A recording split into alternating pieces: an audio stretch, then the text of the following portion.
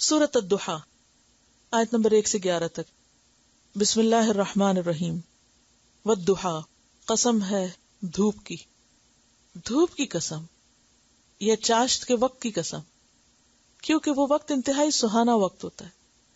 جب دھوپ چمکتی ہے سویرے سویرے تو اس وقت طبیعت کے اندر ایک نشاط پیدا ہوتی ہے، ایک خوبصورت منظر نظر آتا ہے، کائنات حسین نظر آتی، دل کھل اٹھتا ہے. واللیل اذا سجا، اور رات کی جب وہ ٹک جائے، پرسکون ہو جائے. چھا جائے نہیں ہے اس کا ترجمہ، کیونکہ یغشا چھانا ہے. تو یہاں اصل میں رات جب سنسان اور بالکل خاموش ہو جاتی ہے نا، ڈاک ہو جاتی ہے، یہ اس وقت کا ذکر ہے. وہ بھی انسان کے لیے بہت ایک سکون اور ایک آرام اور خوشی کا، اطمینان کا وقت ہوتا ہے. اصل میں عربی میں کہتے ہیں سجل میت، میت پر چادر ڈال کے اس کو چھپا دینا، ڈھانپ دینا، اس کے لیے لفظ آتا ہے. تو رات کا اتنا حصہ گزرنا کہ سب سو چکے اور تاریکی کی چادر چھائی ہوئی ہو، بالکل خاموشی ہو، جسے موت کی خاموشی جسے کہا جاتا ہے. تو اس کے لیے لفظ آیا ہے سجا، بالکل سنسان ہو گیا سب کچھ. ایک طرف دھوپ ہے، دن ہے، چہل پہل ہے، یہ بھی انسان کی ضرورت ہے، اور دوسری طرف رات کا اندھیرا بھی انسان کی ضرورت ہے. اصل میں اس صورت کے پس منظر میں یہ بات بتائی جاتی ہے کہ نبی صلی اللہ علیہ وسلم پر کچھ عرصے کے لیے وحی آنا بند ہو گئی تھی، اور اس کا نتیجہ کیا ہوا کہ آپ پریشان ہو گئے کہ شاید اللہ تعالیٰ مجھ سے ناراض ہو گیا ہے. اور اس پر احادیث بھی موجود ہیں، اور ایک روایت میں یہ بھی آتا ہے کہ آپ صلی اللہ علیہ وسلم کی کچھ طبیعت ناساز ہوئی تو 2-3 دن رات کے وقت نہیں اٹھے نماز کے لیے. تو ایک عورت آئی اور کہنے لگی کہ یوں لگتا ہے کہ تیرے شیطان نے تجھے چھوڑ دیا ہے. تو اس کی بات سے بھی آپ پریشان ہوئے، اور کچھ یہ تھا کہ وحی کا اخذ کرنا شروع میں آپ کے لیے مشکل تھا اور بہت پرمشقت کام تھا. آپ کو میں نے پہلے بھی حدیث بتائی تھی کہ جب وحی اترتی تھی تو پسینے کی لڑیاں بہنے لگتی تھی. تو وہ وحی کا نزول اور نبوت کا ملنا کیا تھا؟ ضحیٰ. اور وحی کا رکنا کیا تھا؟ سجا. تو جہاں انسان کو ضحیٰ کی ضرورت ہوتی ہے وہاں انسان کو سجا کی بھی ضرورت ہوتی ہے، کہ رات کی خاموشی بھی ہو. کیوں؟ تاکہ انسان مزید کام کرنے کے لیے دوبارہ تیار ہو جائے. اگر انسان سو نہ سکے اور سوئے ہی نہ، یہ سوچ کے کہ میں زیادہ کام کر لوں گا، تو وہ کچھ بھی نہیں کر سکتا. سونا بھی کیوں ضروری ہے، بریک بھی کیوں ضروری ہے، ریسٹ بھی کیوں ضروری ہے؟ تاکہ انسان زیادہ فریشن اپ ہو کے بہتر کام کر سکے. یعنی اللہ نے دنیا کا نظام ایسے بنایا کہ جس میں سختی گرمی ہوتی ہے، اور انسانی ترقی کے لیے نرمی گرمی ضروری ہے. کیوں؟ نرمی اس لیے ضروری ہے کہ انسان آرام کر سکے، اور گرمی اس لیے ضروری ہے کہ انسان کی چھپی ہوئی صلاحیتیں جو ہیں وہ باہر نکلیں. رکاوٹیں کیوں آتی ہیں؟ تاکہ انسان بہتر مستقبل کے لیے تیار ہو سکے، پکا ہو، میچور ہو. کیونکہ جو مشکلات برداشت کر کے آگے بڑھے گا نا، وہی جمے گا، اور جو مشکلات سے گھبرا کے بھاگ نکلے گا وہ پھر دین کے کام کا نہیں. تو چیلنجز انسان کو مضبوط کرتے ہیں. تو یہاں پر والضحیٰ اور واللیل اذا سجا میں یہی سبق دینا مقصود ہے. ما ودعک ربک، نہیں چھوڑا تجھ کو تیرے رب نے. وما قلا، اور نہ وہ ناراض ہوا ہے. قلا کا لفظی معنی ہوتا ہے سخت نفرت کرنا، انتہائی بغض رکھنا. اور بعض نے دشمنی یا ناراضگی سے معنی کیا تو ہوتا ہی ہے کہ جس چیز سے انسان کو نفرت ہوتی ہے انسان اس کو اپنے دل سے بھی نکال پھینکتا ہے. وما قلا، اور نہ وہ تجھ سے بیزار ہوا ہے، نہ وہ ناراض ہوا ہے. بیزاری کے معنوں میں حضرت لوط علیہ السلام نے کہا تھا نا اپنی قوم کو، وَإِنِّي لِعَمَلِكُم مِّنَ الْقَالِينَ، کہ میں تمہارے اس عمل سے بیزار ہونے والا ہوں. وَلَلْآخِرَةُ خَيْرٌ لَكَ مِنَ الْأُولَىٰ، اور البتہ آخرت بہتر ہے تمہارے لیے اولا سے. آخری دور پہلے دور سے زیادہ اچھا ہے. یعنی آج اگر آپ کو مشکلات پیش آ رہی ہیں، کیونکہ مکی صورت ہے نا، اور مکہ میں آپ کو نبوت کے دعوے کے ساتھ ہی مشکلات پیش آنا شروع ہو گئی تھی، تو تسلی دی جا رہی ہے کہ اگر آج مشکل وقت آ گیا ہے تو کل آسانی بھی ہوگی، اور کل زیادہ بہتر وقت آئے گا. عسیٰ ان یبعثک ربک مقاما محمودا بھی ہوگا، اور وما عند اللہ خیر للابرار والآخرۃ خیر وابقیٰ. اور دنیا میں بھی بعد کا دور پہلے دور سے زیادہ بہتر.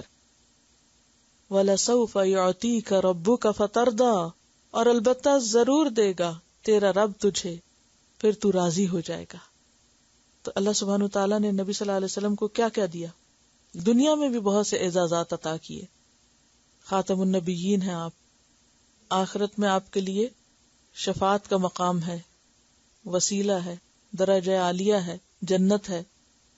وَلَسَوْفَ يُعْطِيكَ رَبُّكَ فَتَرْضَىٰ، اور دنیا میں دین مکمل ہوا آپ کے ہاتھوں، آپ کو ایسے ساتھی ملے، یعنی صحابہ کرام جیسے ساتھی آپ کو ملے جو اپنے وقت کے ہیرے تھے، اور انہوں نے آپ کے لائے ہوئے مشن کی مزید آگے ترویج کی اور آگے بڑھایا اس کو.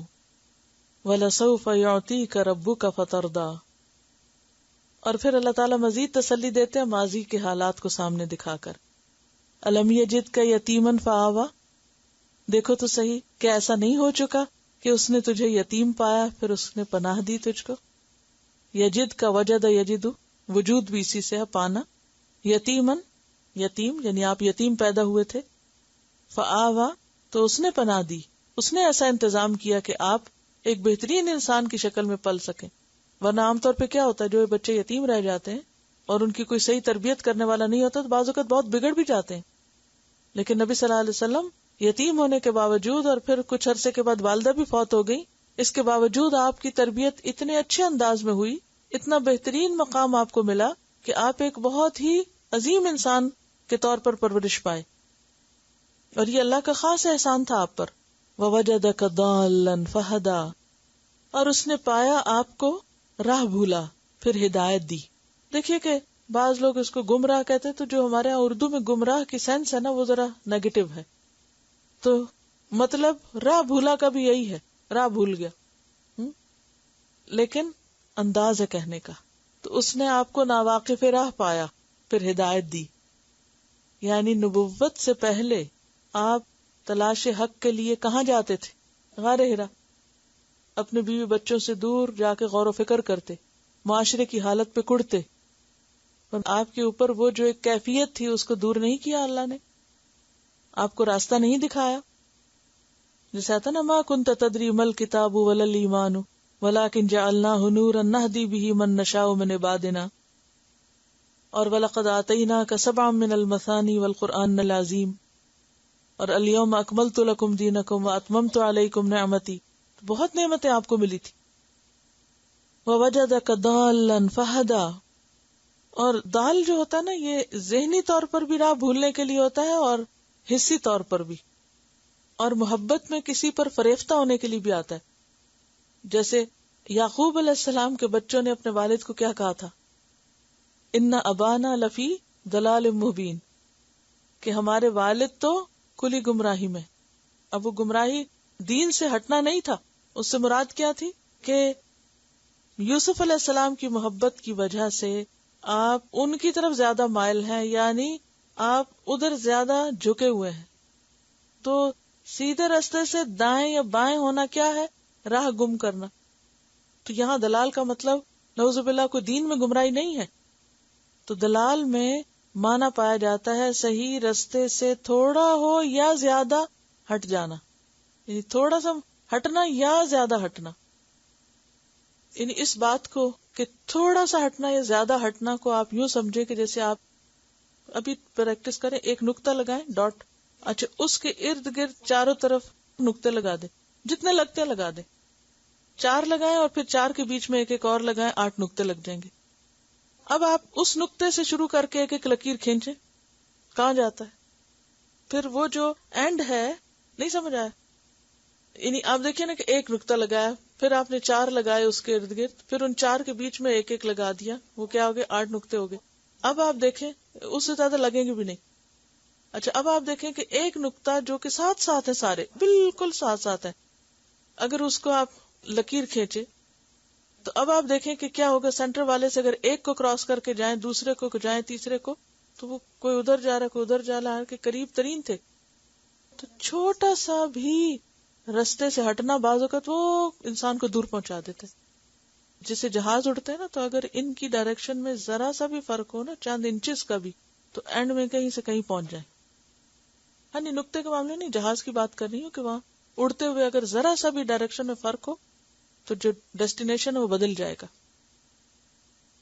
وَوَجَدَكَ ضَالًّا فَهَدَىٰ، تو اس کا یہ مطلب نہیں کہ نعوذ باللہ نبی صلی اللہ علیہ وسلم اس سوسائٹی کی کسی غلط چیز میں پائے گئے تھے تو اللہ تعالیٰ نے آپ کو سیدھا راستہ دکھایا. اس کا مطلب یہ ہے کہ جو صحیح چیز نبوت اور وحی کے ذریعے آپ کو ملی وہ پہلے نہیں تھی آپ کے پاس. حالانکہ آپ ان لوگوں میں سے تھے جو شرک نہیں کرتے تھے، کبھی آپ نے شراب نہیں پی تھی، کبھی آپ نے کوئی اور برا کام نہیں کیا تھا، لیکن اصل دین تو وہی تھا جو پھر جبریل کے ذریعے آپ کے پاس بھیجا گیا. جس رب نے آپ کو یہ راستہ دکھایا وہ کیا آئندہ خیال نہیں کرے گا؟ کتنی خوبصورت آیت ہے. ہم سب کو بھی فکر ہوتی ہے نا، پتہ نہیں اس کے بعد کیا بنے گا. تو میں ہمیشہ تسلی دیتی ہوں اس سٹیج پر اپنے اسٹوڈنٹس کو کہ جو رب یہاں تک لائے نا وہ آگے بھی راستہ دکھائے گا. بات یہ ہے کہ ہماری تڑپ اور ہماری طلب جو ہے وہ زندہ رہے، سچی رہے. وَوَجَدَكَ عَائِلًا، اور پایا تجھ کو مفلس. آلہ یا عیلو، عیلتن سے، عیلتن مفلسی تھی کو کہتے ہیں. یہ جو کہ آپ یتیم تھے اور پھر اس کے بعد آپ کے چچا ابو طالب جو تھے جن کی سرپرستی میں آپ تھے وہ خود بھی عیالدار تھے اور مالی طور پہ بہت مضبوط نہیں تھے، لیکن جب حضرت خدیجہ رضی اللہ تعالیٰ عنہا سے آپ کی شادی ہوئی تو دنیاوی دولت بھی آپ کے پاس بہت آئی. وَوَجَدَكَ عَائِلًا فَأَغْنَىٰ، اور پایا تجھ کو عیالدار یا مفلس، فَأَغْنَىٰ، پھر اس نے غنی کر دیا، یعنی بے نیاز کر دیا، مالدار کر دیا.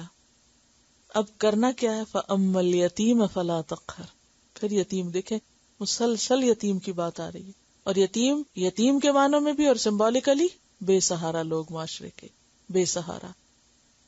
فَأَمَّا الْيَتِيمَ، تو جہاں تک یتیم کا تعلق ہے، فَلَا تَقْهَرْ، تو اس پہ قہر نہ کرنا، سختی نہ کرنا یا دباؤ نہ ڈالنا. قہر جو ہوتا ہے کسی زیر دست کو کمزور پا کے دبانے کے لیے آتا ہے کہ کوئی بول نہ سکے، ہل نہ سکے. یعنی بعض اوقات لوگ اگر کسی کی مدد کرتے ہیں یا کسی کے کام آتے ہیں تو پھر کیا کرتے ہیں، اس کو پورے کا پورا اپنے کنٹرول میں لینا چاہتے ہیں کہ وہ اپنی مرضی سے سانس بھی نہ لے سکے، کوئی ڈیسیژن نہ کر سکے، کچھ نہ کر سکے اپنے ارادے اور اپنی خواہش سے. وہ پھر اپنی ہر بات میں پابند ہو کس کا؟ اس کا جو اس کی مدد کر رہا ہے. ابھی انہوں نے بات کی تھی کہ دباؤ ڈالنا، یعنی جب ہم کسی کو کچھ دے دیتے ہیں نا تو پھر ہم جیسے قریبی رشتے دار ہیں، اگر ان کو کچھ دے دیا تو پھر ہم کیا چاہتے ہیں، یہ ہمارے پنجے میں رہے، یہ ہمارے دباؤ میں رہے، اور یہ ہر وہ کام کریں جو ہم چاہتے ہیں اور وہ نہ کریں جو ہماری مرضی کے خلاف ہے یا ہمارے مفادات کے خلاف کام نہ کریں.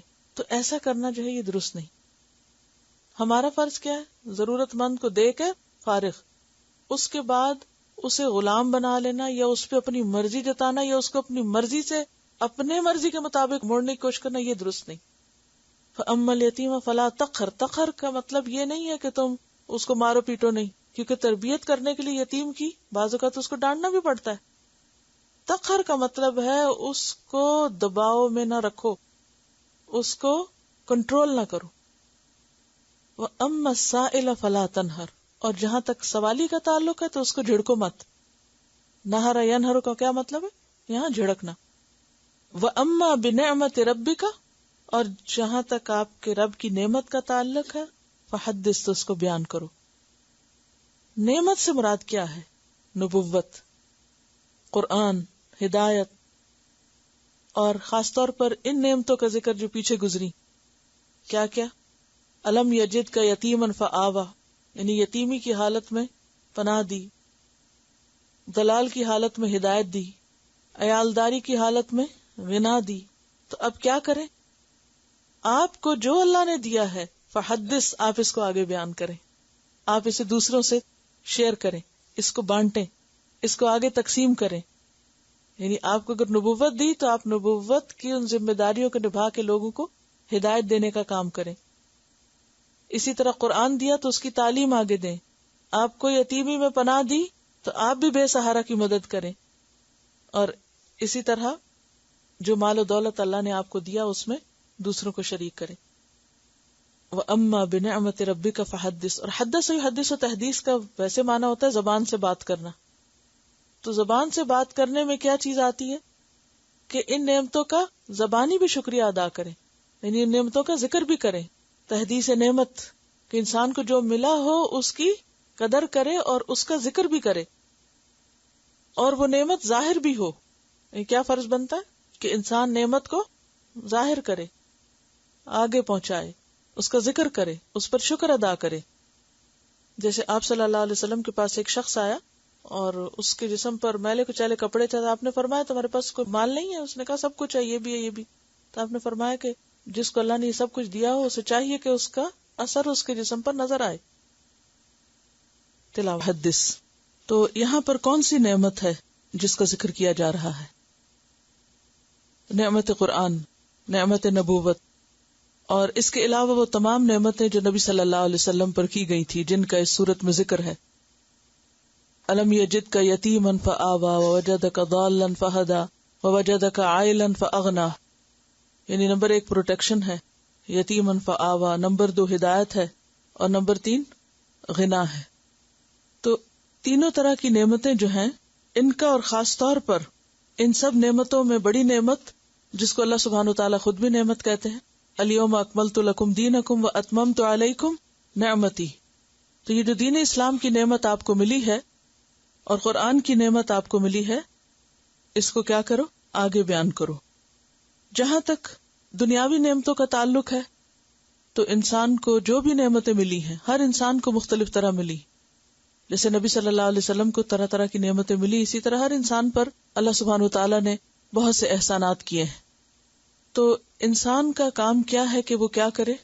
ان نعمتوں کا ذکر کیا کرے، نعمتوں کی بات کیا کرے. عام طور پر ہم کس چیز کا ذکر کرتے ہیں؟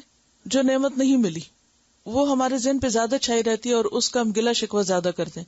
تو یہاں پر ایک پازیٹیو ایٹیٹیوڈ بتایا گیا کہ کیا ہوتا ہے، اور وہ یہ کہ انسان کو جو ملے اس کا ذکر کرے بنسبت اس کے کہ جو نہیں ملا. اسی طرح اگر کسی انسان کی طرف سے ہمیں کوئی خیر اور بھلائی ملی ہے تو اس کا ذکر کرنا چاہیے بنسبت اس کے اگر اس انسان کی طرف سے کوئی تکلیف پہنچی ہو. لیکن ہمارا رویہ کیا ہوتا ہے کہ کسی کی طرف سے جو بھی کوئی خیر ہمیں پہنچ جائے اس کا ذکر ہم نہیں کرتے، بہت کم کرتے ہیں. لیکن اگر کسی کی طرف سے کوئی تکلیف پہنچے تو اس کا چرچا خوب کرتے ہیں. تو کرنا کیا چاہیے کہ اللہ کی طرف سے یا بندوں کی طرف سے ہمیں جو بھلائی نصیب ہو اس کا ذکر زیادہ کیا کریں. نعمتوں کا ذکر کیا فائدہ دیتا ہے؟ اس سے کیا ملتا ہے انسان کو؟ یہ شکر گزاری کا ایک ذریعہ ہوتا ہے، اور شکر گزاری سے انسان کی نعمتوں میں اور اضافہ ہوتا ہے. لَإِن شَكَرْتُمْ لَأَزِيدَنَّكُمْ.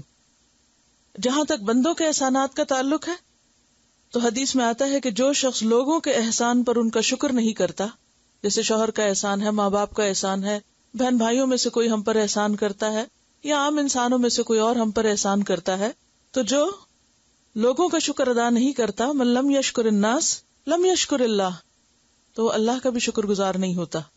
کوئی بڑا ہو یا چھوٹا ہو. جب بعض اوقات بچے ہماری کوئی خدمت کر دیتے ہیں، کوئی کام کر دیتے ہیں، تو ہمیں ان کے ساتھ بھی کیا رویہ کرنا چاہیے؟ ان کا بھی شکر گزار ہونا چاہیے. یعنی شکر گزاری یہ نہیں کہ ہم سے کوئی بڑا ہمارے ساتھ کوئی احسان کرے تو ہم اس کے شکر گزار ہوں، اور اگر ہم سے چھوٹا کوئی احسان ہم پر کرے تو ہم کہیں کہ اس نے کیا کیا، یا اس کا تو شکریہ نہ بھی کیا تو کیا کرے گا ہمارا، ہم اس کو فار گرانٹیڈ لے لیتے ہیں. تو کوئی بھی ہو، بڑا ہو چھوٹا ہو برابر کا ہو، تو اس پر شکر ادا کرنا لازم ہے، کیونکہ شکر انسان کے لیے مزید نعمتوں کا دروازہ کھولتا ہے. ایک اور روایت میں آتا ہے کہ جو شخص تم پر کوئی احسان کرے تو چاہیے کہ تم بھی اس کے احسان کا بدلہ دو. اگر مالی بدلہ دینے کی استطاعت نہیں تو یہی کرو کہ لوگوں کے سامنے اس کی تعریف کرو. یہ تحدیث ہے. تحدیث کا کیا مطلب ہوتا ہے؟ بات کرنا.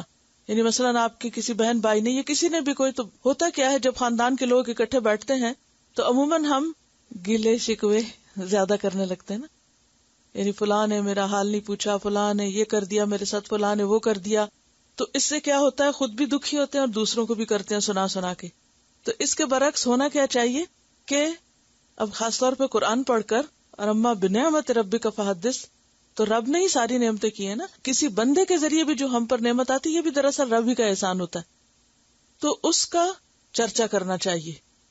یعنی دوسروں کے بارے میں غیبت تو نہیں کرنی چاہیے، دوسروں کے بارے میں خیر اور بھلائی کی بات کرنی چاہیے. کیونکہ جس نے لوگوں کے مجمع میں اس کی ثنا و تعریف کی تو اس نے شکر گزاری کا حق ادا کر دیا. یعنی اگر آپ کے ساتھ کسی نے بھلائی کی ہے اور آپ اس بھلائی کا ذکر دوسرے کے ساتھ کرتے ہیں کہ فلاں شخص نے میرے ساتھ احسان کیا ہے، تو یہ بھی دراصل ایک کیا ہے، شکر گزاری کا ایک طریقہ ہے. تو ہر نعمت کے شکریہ کے مختلف طریقے ہوتے ہیں. مالی نعمت کا شکر کیسے ادا ہوتا ہے؟ زکوٰۃ دے کر اور خود اپنے اوپر بھی خرچ کر کے. یعنی اما بنعمت ربک فحدث میں یہ بھی آتا ہے کہ حدیث میں نے آپ کو سنائی تھی، نبی صلی اللہ علیہ وسلم کے پاس ایک شخص آیا کہ جس کا حال بہت خراب تھا، تو آپ نے پوچھا کیا تمہارے پاس کچھ مال ہے؟ اس نے قسمیں گنوائی، یہ بھی ہے، یہ بھی، یہ بھی. تو آپ نے فرمایا کہ اگر اتنا کچھ ہے تو تمہارے جسم پر اس کے آثار نظر آنے چاہیے. تو تحدیث نعمت میں صرف دوسروں پر خرچ کرنا نہیں، شکر گزاری صرف یہ نہیں کہ آپ صدقہ خیرات کریں، شکر گزاری یہ ہے کہ اپنی ذات پر بھی صدقہ کریں. اور ایک اور بات یہ ہے کہ سورت الضحیٰ سے آخر تک ہر سورت کے ساتھ تکبیر پڑھنا جو ہے وہ اس کے بارے میں آتا ہے کہ یہ مسنون ہے. ابن کثیر نے ہر سورت کے اختتام پر ایک مرتبہ تکبیر کہنے کو سنت کہا ہے. فَأَمَّا بِنِعْمَةِ رَبِّكَ فَحَدِّثْ. تو رب کی نعمت کا ذکر آپ کیسے بیان کریں گے کہ اس کے بعد جتنی بھی صورتیں پوری ہوں اس میں ہر صورت کے اختتام پر یعنی تکبیر کہیں. اور امام بغوی نے ہر صورت کے شروع میں تکبیر کہی ہے. تو بہرحال شروع ہو یا آخر بیچ میں ہی بنتی ہے، ایک ختم ہوتی ہے اور ایک شروع ہوتی ہے. چلیے دوبارہ ان آیات کی تلاوت سنیے. اگرچہ اس صورت میں خطاب نبی صلی اللہ علیہ وسلم سے ہے، لیکن ظاہر ہے کہ آپ ہمارے لیے ایک نمونہ ہیں، اور پھر آپ کے توسط سے باقی سب کے لیے بھی اس میں سبق ہے. آپ دیکھیے کہ جب ہم دین کے رستے پر آتے ہیں تو مشکلات آتی ہیں. بعض اوقات بہت ہوپ فل ہوتا ہے انسان، والضحیٰ، اور بعض اوقات ایسے لگتا ہے جیسے ہر چیز رک گئی ہو، کچھ ہو نہیں رہا، ہر چیز ٹھہر گئی ہے، سٹک ہو گئی ہے. پھر اس وقت انسان کو شیطان وسوسے ڈالنے لگتا ہے کہ اللہ تعالیٰ ناراض ہو گیا تم سے. اگر وہ تمہارے ساتھ ہوتا تو تمہارا یہ کام نہ رکتا، یہ مشکل نہ پیش آتی. تو اس پر کیا تسلی ہے؟ ما ودعک ربک وما قلی. کسی بھی ایسی چیز کا رک جانا جس کا تمہیں انتظار ہو، اس میں بھی اللہ کی حکمت ہے. اور پھر کتنی امید دلائے گی، وَلَلْآخِرَةُ خَيْرٌ لَكَ مِنَ الْأُولَىٰ. پہلے دور سے پچھلا دور زیادہ اچھا آئے گا. اور پھر وَلَسَوْفَ يُعْطِيكَ رَبُّكَ فَتَرْضَىٰ، کہ انسان دین کی نعمت اور دین کی ترقی اور دین کا جو انعام ہے دنیا اور آخرت میں، کہ دین کے جو فائدے ہیں وہ جب وقتی طور پر انسان کو نظر نہیں آتے کہ ہے اتنا کام کیا، اتنی محنت کی، کوئی اثر نظر نہیں آتا، کوئی نتیجہ نظر نہیں آتا، یوں لگتا ہے جیسے کچھ بھی نہ کیا ہو، تو اس کی تسلی دی جا رہی کہ نہیں، بعد میں اس کے پھل دیکھتے رہو گے. اور ہم دیکھتے ہیں کہ نبی صلی اللہ علیہ وسلم کے بعد صحابہ کرام نے کہاں کہاں تک دین کو پہنچایا، حضرت ابوبکر کے دور سے لے کے آخر تک. اور پھر وہ سارا کچھ آپ کے حق میں صدقہ جاریہ ہے. جتنے صحابہ کرام نے جو کچھ کیا سب ثواب آپ کو، جو تابعین نے کیا، آج جو کچھ ہم کریں اس کا بھی اجر کا ایک حصہ کس کو جائے گا؟ آپ صلی اللہ علیہ وسلم، کیونکہ آغاز وہاں سے ہوا. تو پھر یہ ساری نیکی جب قیامت کے دن آپ کے حصے میں آئے گی، وَلَسَوْفَ يُعْطِيكَ رَبُّكَ فَتَرْضَىٰ، تو کیسے خوش ہیں؟ پھر آپ کو جو مزید مقامات اور انعامات اور درجات دیے اللہ نے، اور حوض کوثر کا انعام دیا، اِنَّا أَعْطَيْنَاكَ الْكَوْثَر جو آگے آئے گا، تو یہ ساری چیزیں کیا ہیں؟ یہ خوشخبریاں ہیں آئندہ کی. ابھی مکہ میں یہ سب کچھ ہوا نہیں تھا، لیکن پہلے سے تسلی دے دی گئی. یہ وہ وقت ہے جو انتہائی مشکل وقت ہے، اور ابھی بہت سی مشکلات آ رہی تھی، تو کہا فکر نہیں کریں. وَلَسَوْفَ يُعْطِيكَ رَبُّكَ فَتَرْضَىٰ. اور پھر مزید تسلی ہے، کیا ماضی میں یہ اور یہ اور یہ نہیں ہو چکا؟ ایسی ایسی مشکلیں نہیں تھی تم پر، اور کیا ان مشکلوں سے اللہ نے نہیں نکالا؟ اور وہ مشکلات صرف مادی مشکلات نہیں، روحانی مشکلات بھی ہیں.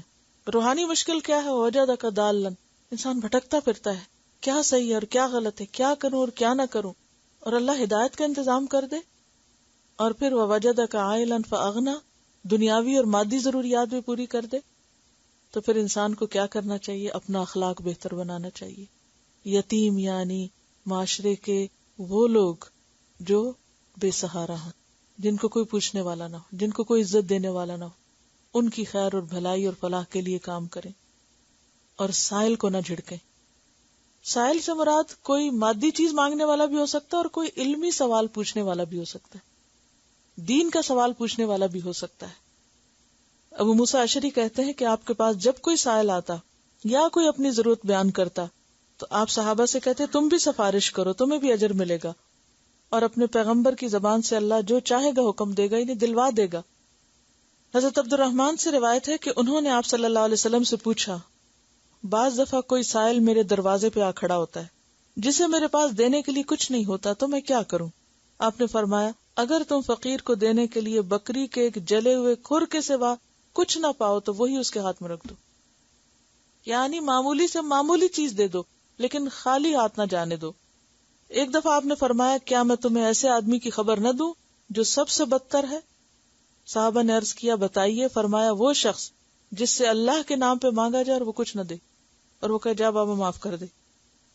میں ہمیشہ کچھ نہ کچھ کھانے کی چیز پاس رکھتی تھی، کچھ نہ کچھ، اور جب وہ آ کے گاڑی کی ونڈو کھٹکھٹاتے یا کچھ بھی تو پیسے نہیں دیتی تھی، مجھے پتا ہوتا تھی پیشہ ور ہیں، لیکن کوئی سویٹ دے دی، کوئی بسکٹ دے دیے، اور الحمدللہ اس کے بعد جس اسٹوڈنٹ کی گاڑی پہ مجھے کبھی بیٹھنے کا اتفاق ہوتا، بسکٹوں کے پیکٹ ان کی گاڑی میں ساتھ رکھے ہوئے ہوتے تھے، اور سب نے یہ طریقہ اختیار کر لیا تھا کہ کسی کو نہ نہیں کرنی، ہمیں کھانے کی چیز دے دینی، یا گھر میں جیسے بچے ہوئے کھانا تو ہم اکثر ایسے کرتے، چھوٹے چھوٹے پیکٹوں میں ڈال کے ساتھ لے کے بیٹھتے تھے، اور میں پتا ہوتا تھا راستے میں آئیں گے، اور وہ بھی انتظار کر رہے ہوتے تھے کہ یہ سر کور کیے ہوئی خواتین گزریں گی تو ہمیں کچھ کھانے کو ملے گا، اور وہ لے کے کھا رہے ہوتے تھے۔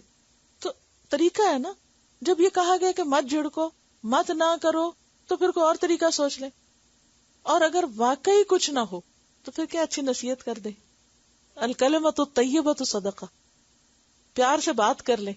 ہر کوئی ان کو ڈانٹتا ہے، ہر کوئی ڈانٹتا ہے، بھی کیوں ڈانٹتے؟ نہ ڈانٹے، ان کو محبت کی بات ان سے کرنا جو ہے وہ بھی تو ایک صدقہ ہے نا۔ جو شخص سویر سے شام تک ڈانٹ سن رہا ہو، اس سے آپ بیٹا کہہ کے پکار لیں اور کوئی اچھی سی بات کر دیں اس سے، یا کوئی مذاق کر دیں، تو یہ بھی تو ایک صدقہ ہی ہو جائے گا اس کے ساتھ۔ لیکن یہ کرنا کہ بس صرف جان چھڑانے والی کرنا اور بیزاری دکھانا اور ڈانٹ ڈپٹ کر کے سر سے اتارنا، اس کا کوئی جواز نہیں، کوئی بھی اس کا جواز نہیں ہے کسی بھی طرح۔ یہ صرف ہمارا شارٹ کٹ ہے جان چھڑانے کا۔ اور پھر نعمتوں کا ذکر کریں۔